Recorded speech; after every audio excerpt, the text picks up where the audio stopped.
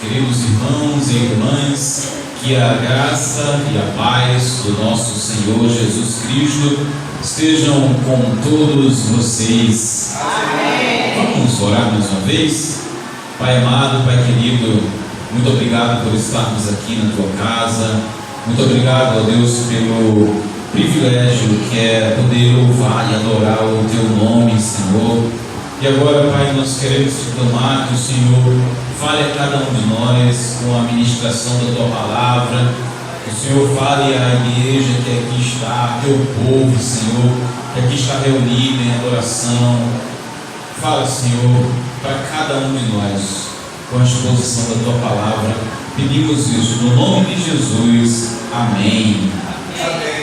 Meus irmãos, minhas irmãs, hoje eu quero convidar cada um de vocês a uma reflexão profunda sobre um texto bíblico que ressoa a experiência humana, independente da época em que nós vivemos.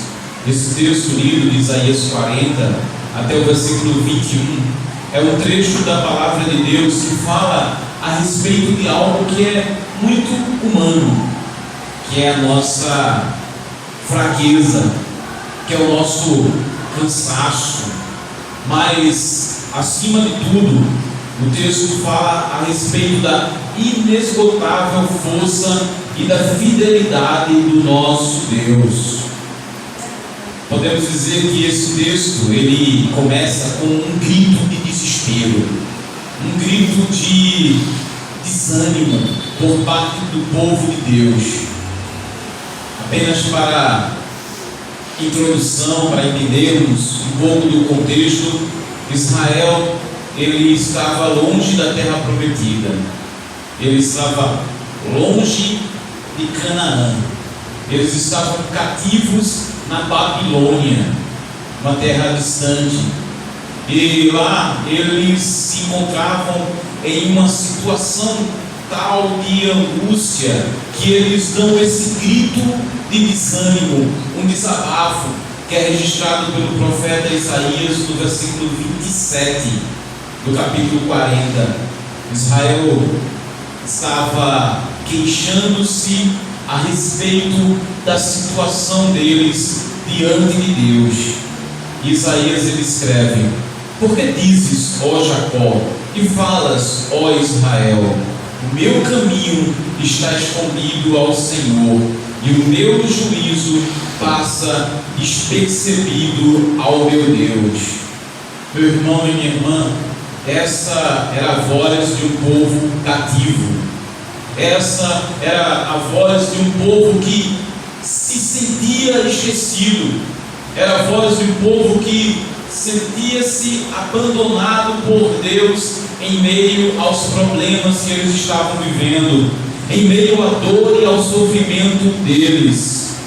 E a voz de muitos de nós também, que passamos pelas nossas provas, que passamos pelas nossas dificuldades. Podemos também, como povo de Deus, algumas vezes falar: o meu caminho está escondido a Deus. O Senhor não está mais vendo a situação em que eu me encontro. Sim, meu irmão, sim, minha irmã.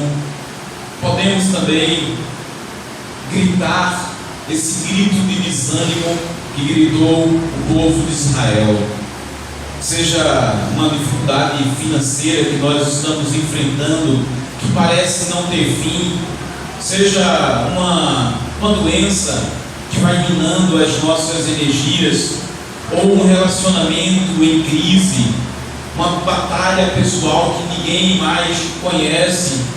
Sim, nós também temos os nossos problemas, e em momentos assim é fácil pensarmos que Deus não nos vê. É fácil pensarmos que Ele se esqueceu de nós, que o nosso caminho está escondido dele, e a nossa alma, como nos diz o salmista no Salmo 42, versículo 5, a nossa alma se sente abatida, O salmista diz: por que estás assim tão abatida, ó minha alma? Por que te perturbas dentro de mim? Sim, podemos estar assim também, com a alma abatida, perturbada, aflita. Mas o salmista, ele responde para a sua alma nesse versículo 5 do Salmo 42. Ele diz: espera em Deus, pois ainda eu o louvarei. O salmista aqui, ele sabia dos problemas que a humanidade toda, sem exceção, enfrenta. Eu conheço pouco vocês, o pastor Gustavo conhece bem mais do que vocês, mas eu conheço pouco, mas eu sei que todos aqui têm seus momentos de luta, todos aqui têm as suas provas, não importa a idade, do menor ao mais velho, todos nós temos os nossos momentos de aflição, todos temos os nossos momentos de lutas, todos temos momentos onde nós podemos dizer: o meu caminho está escondido ao Senhor, o meu juízo passa despercebido ao meu Deus. Podemos também, como salmista, questionar a nossa alma: por que estás assim tão abatida? Por que te perturbas dentro de mim? Sim, meu irmão, sim, minha irmã, essa é uma realidade que atravessa gerações. Israel, lá no cativeiro da Babilônia, nós aqui hoje podemos também passar por provas, podemos também passar por dificuldades, mas nós temos que ter a fé que teve o salmista do Salmo 42, versículo 5, quando ele declarou para a sua alma: espera em Deus, porque ainda eu louvarei. O Deus que o salmista declarou que iria louvar, o Deus que o salmista declarou que iria agir na vida dele, é um Deus que está presente aqui entre nós hoje. Sim, meu irmão e minha irmã, Ele está presente aqui entre nós hoje. E algo que nós precisamos saber desse Deus incomparável, é que Ele não se cansa e que Ele conhece no detalhe cada um de vocês. O profeta Isaías, ele no texto não para no lamento. Ele imediatamente lembra ao povo de Israel quem é o Deus a que ele servia. Nós temos que lembrar, meu irmão e minha irmã, quem é o nosso Deus, principalmente nos momentos difíceis, principalmente quando nós estamos passando por provas. Nós temos que lembrar quem é o nosso Deus. Isaías, no versículo 28 do capítulo 40, ele fala para o povo de Israel, falando a respeito da eternidade de Deus diante da finitude humana, falando a respeito da majestade de Deus. Isaías diz: não sabes, não ouvistes que o eterno Deus, o Senhor, o Criador dos fins da terra, Ele não se cansa e nem se fatiga, e não há esquadrinhação do seu entendimento. Meu irmão, pare um pouco e pense na vastidão do universo. Bilhões de galáxias, e cada uma dessas galáxias com bilhões de estrelas. E a Bíblia nos diz que Deus criou e sustenta cada uma delas, e Ele chama todas pelo nome, e nenhuma recusa-se a obedecer à voz de Deus. Tamanho é o poder do nosso Deus. Esse nosso Deus, Ele não se cansa. Esse nosso Deus, Ele não se fatiga. O Senhor Deus, Criador dos céus e da terra, o Senhor Deus, Criador do universo, Ele não esquece dos seus filhos. Ele não se esquece de você. Sim, meu irmão, sim, minha irmã, Deus, Ele não se esquece de você. Ele sabe melhor do que ninguém a dor que você pode estar passando. Ele sabe melhor do que ninguém a aflição que você pode estar passando, porque Ele é onisciente, Ele sabe de tudo, Ele sabe de todas as coisas. Deus, o Senhor Criador dos céus e da terra, aquele que tem todo o poder e aquele que sustenta tudo pelo poder da sua palavra, Ele se importa com você e Ele está aqui nesse lugar, nessa noite. Deus, Ele não se esquece do seu povo. Deus, Ele não se esquece do seu povo. Deus, Ele não se esquece dos seus filhos. Ele não se esquece de você. Em nenhum momento Ele se esquece de você. Às vezes nós tentamos, não sei se já aconteceu isso com vocês, às vezes nós tentamos explicar os nossos problemas a alguém e eles simplesmente não conseguem entender a profundidade da nossa dor ou da nossa situação. Sabe, meu irmão, minha irmã, talvez você esteja passando por uma situação tal que você quer desabafar para alguém e aquela pessoa não consegue entender o tamanho da tua dor, mas saiba, Deus, Ele entende o tamanho da sua dor. Você não precisa nem falar, porque Ele já conhece todos os seus pensamentos. Não é isso que diz o Salmo 147, versículo 5, quando o salmista diz: grande é o nosso Senhor, grande é o seu poder e grande é o seu entendimento. O seu entendimento é infinito. Nós temos alguém que nos conhece, nós temos alguém que sabe de tudo que nós estamos passando. Nós temos alguém que tem propósito em permitir que nós possamos passar por momentos difíceis. O povo de Deus, lá no cativeiro da Babilônia, estava passando por um momento difícil, mas Deus tinha um plano na vida deles. Deus, Ele tinha um propósito na vida da nação de Israel. E assim é conosco também. Assim é comigo, assim é com você. Deus, Ele tem um plano na vida de cada um de nós. Ele tem um propósito na tua vida, meu irmão. Nós somos finitos, Deus, Ele é infinito. Nós temos um conhecimento parcial das coisas que nos cercam. Deus, Ele sabe de todas as coisas. Eu costumo dizer que eu só sei um pouquinho da minha vida. Deus sabe tudo. E eu só sei da minha vida o que se passa até agora, até esse presente momento. Eu não sei o que vai acontecer comigo daqui a alguns segundos. Não sei o que vai acontecer comigo daqui a alguns minutos, eu não sei, mas Deus, Ele sabe de todas as coisas, porque Ele é eterno, porque Ele tem um propósito na minha vida, porque Ele tem um propósito na sua vida.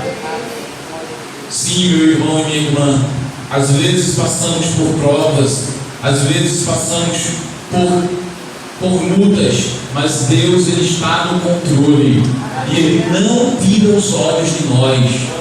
Em nenhum momento Ele tira os olhos de você. Há uma passagem lá em Malaquias que fala que Deus ele está sentado como um ourives cuidando da prata.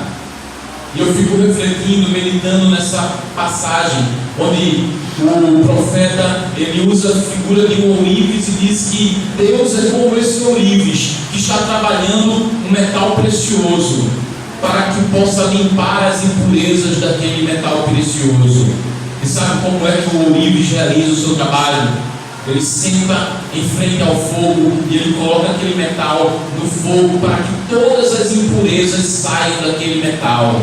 Mas tem mais um detalhe: o ourives ele não pode tirar os olhos daquele metal, nem um segundo sequer, porque se passar apenas um pouco do tempo necessário para que as impurezas saiam daquele metal, todo o trabalho vai ser em vão, todo o trabalho será perdido. Deus, às vezes, sim, nos coloca no fogo para limparmos, para nos purificarmos, mas Ele não tira os olhos de nós. Em nenhum momento Ele tira os olhos de você.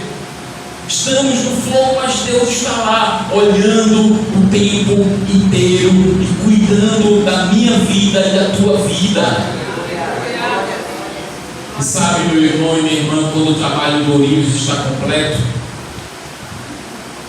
você sabe quando chegou ao fim o trabalho do Ourives, o trabalho chega ao fim quando o Ourives passa a ver a sua imagem refletida naquele metal. Deus, Ele está fazendo isso na minha e na tua vida. Ele está trabalhando na minha e na sua vida para que a imagem dele seja refletida em nós. Isso é motivo para nós glorificarmos e exaltarmos a Deus. Isso é motivo para nós, como o apóstolo Paulo falou certa vez lá em Filipenses 4, versículo 13, ele disse: posso todas as coisas em Cristo Jesus que me fortalece. Sim, você pode estar passando por luta, mas você precisa declarar: posso todas as coisas em Cristo que me fortalece. Posso todas as coisas naquele que está cuidando da minha vida. Posso estar no fogo, mas Deus está olhando para mim. Posso estar no fogo, mas eu sei que Deus está trabalhando na minha vida para que a minha vida reflita um pouco da imagem dele. Sabe, meu irmão, quando Paulo declarou: posso todas as coisas em Cristo que me fortalece, ele escreveu isso na carta aos Filipenses, que é conhecida como a carta da alegria cristã. Pense numa carta maravilhosa que fala sobre a alegria cristã. Sabe em que situação o apóstolo Paulo escreveu essa carta? Preso. A carta da alegria cristã, o apóstolo Paulo escreveu quando ele estava preso em Roma. E a situação da prisão não é uma situação assim, podemos dizer, confortável.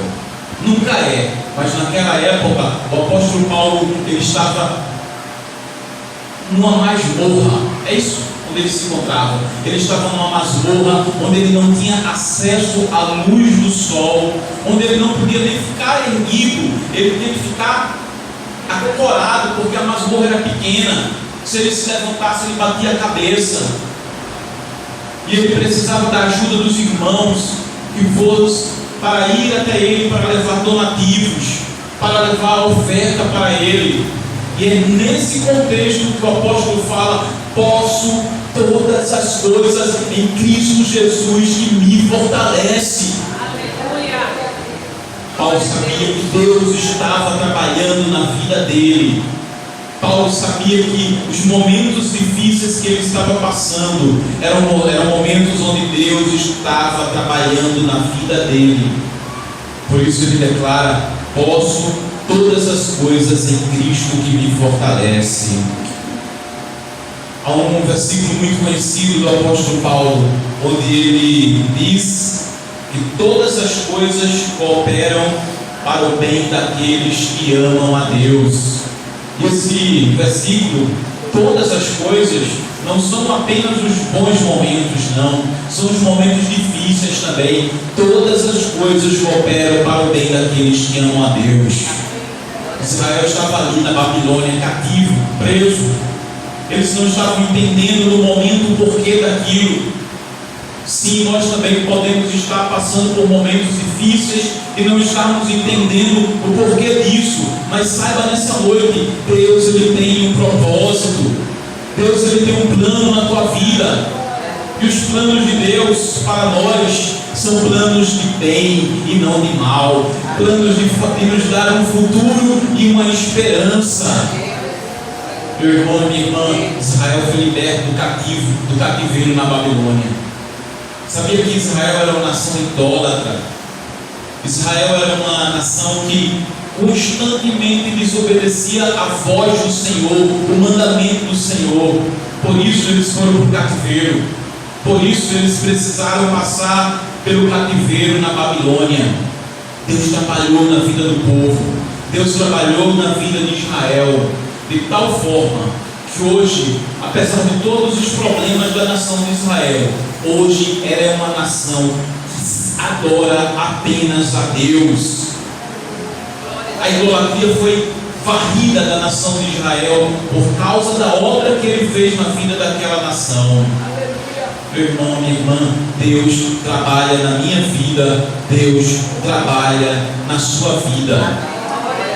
Isaías, o profeta Isaías, sabendo disso, sabendo que Deus trabalha na vida do seu povo, e sabendo que Israel precisava passar por aquele momento, precisava passar por aquela prova toda, Isaías deu uma mensagem para a nação de Israel, uma mensagem de esperança, uma esperança que está registrada lá no versículo 31, quando Isaías diz: Israel, apesar de vocês acharem que Deus se esqueceu de vocês, Deus não se esqueceu de vocês. Deus se lembra de cada detalhe da tua vida.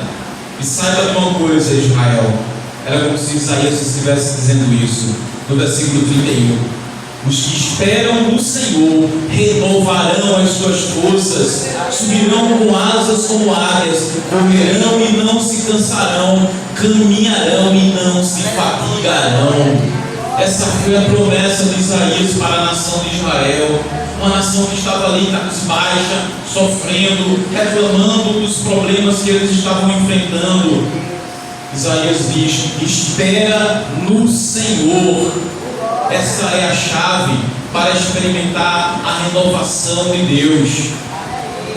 E essa chave é para nós também hoje.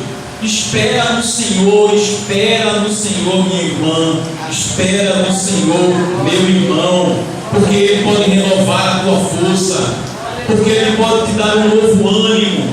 Espera no Senhor. Essa é a promessa de Isaías. Essa é a orientação de Isaías para o povo de Deus.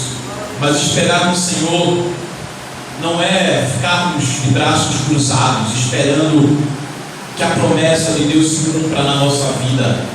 Esperar no Senhor é como se fosse um agricultor que está trabalhando a terra, está arando a terra, ele está fazendo a sua parte, mas ele espera pela chuva que vem de Deus.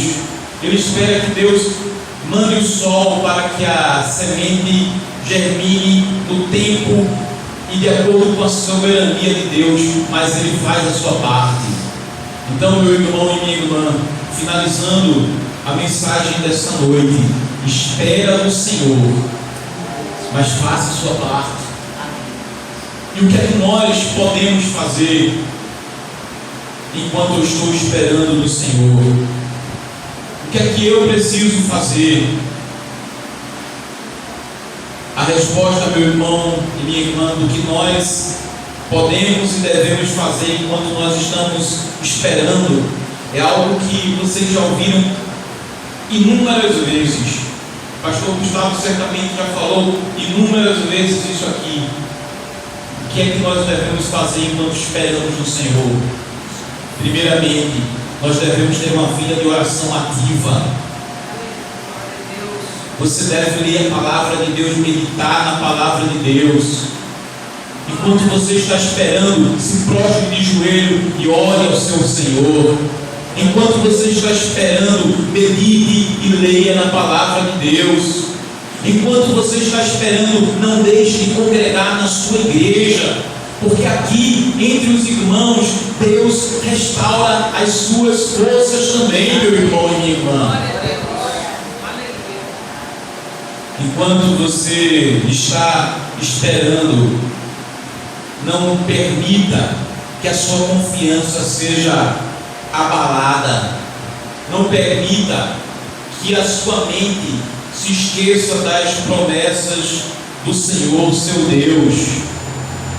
Ore, leia a palavra de Deus, frequente a sua igreja. Mantenha-se firme e confiante nas promessas do Senhor. E eu creio que nós iremos declarar como salmista, no Salmo 27, versículo 14, quando ele diz: espera no Senhor, anima-te, e Ele fortalecerá o teu coração. Deus fortalecerá o teu coração, minha irmã, meu irmão.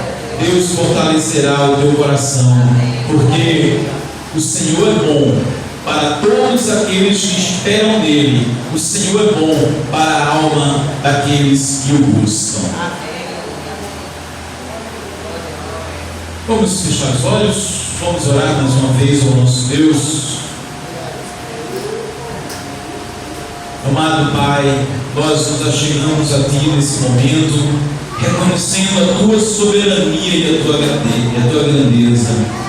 Às vezes, Deus, em meio às lutas, em meio aos desafios da vida, nós nos sentimos como o povo de Israel, que o nosso caminho está escondido, que o nosso sofrimento passa despercebido. Sentimos, ó Deus, o peso do cansaço, da fadiga, e como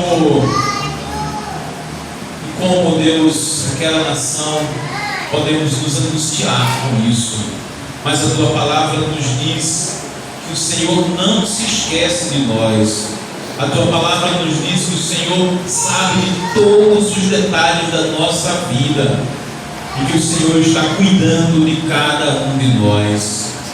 Senhor, nos ajuda, Pai, para que possamos esperar no Senhor, esperar no Teu tempo e entender, Senhor, que nós estamos sendo trabalhados por Ti.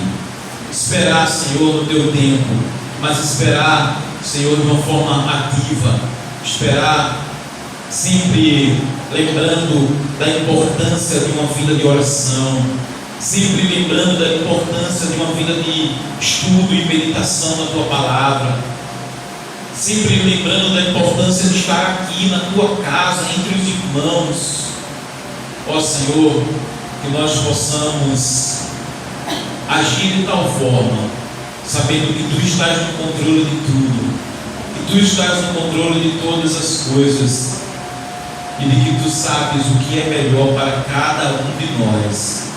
E como o apóstolo Paulo declarou, nós também possamos declarar que nós, tudo nós podemos em Cristo Jesus, que nos sustenta, em Cristo Jesus, que nos fortalece. E é no nome dele que nós clamamos, e é no nome dele que nós te pedimos isso. Amém.